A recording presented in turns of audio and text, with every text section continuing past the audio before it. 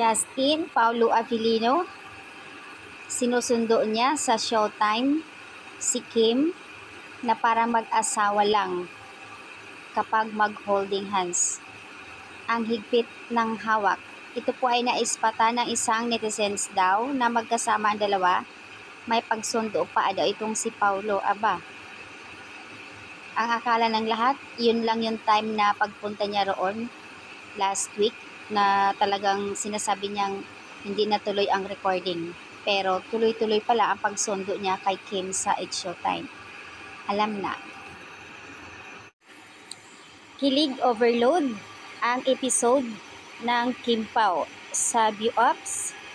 Nakakaloka itong si Paulo, tumatapang talaga. Nang sabihin ni Paulo, just stay here, I'm gonna love you from now on, I want to love you. Grabe ka, BMC. Tumatapang ka na talaga para kay Secretary Kim. So yun po ay sa WWSC Kilig, episode 10.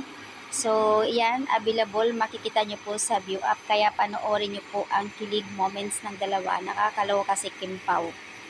BMC, do it in real life para mas masaya ang lahat ng mga fan nyo. Bakit ganon?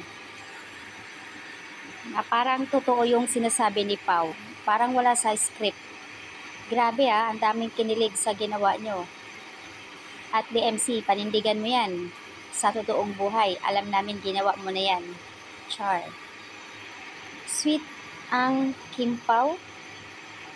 Napaka-sweet nila dito sa episode 10. Grabe, nakakaloka kayo. Pinakilig nyo ang mga fans. Kung di pa dumating kapatid niya, edi maamin na love niya si Secretary Kim. Takot nga, baka madiskartehan ng kapatid niya. Love this Kim Pao, love team Kilig so much. Samtala sa Showtime, yung pang-asar talaga, hindi maiwasan ng kapwa co-host ni Kim. Napaka-guilty kaagad ni Kim. Ang bilis niyang mag-defensive kapag ka inaasar. Tulad doon sa guest nila ng Especially For You, pangalan, lumabas ang pangalan ni Paulo. Agad naman tinawag ni Jong si Kim na Paulo ang pangalan.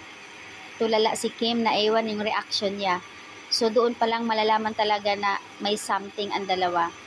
Pero nakakatuwa naman kasi kilig na kilig ang lahat pagka ganun. Lalo na sa It's Showtime na si Vice Ganda, andoon yung talagang isa sa number 1 na fan ng Kim Pao.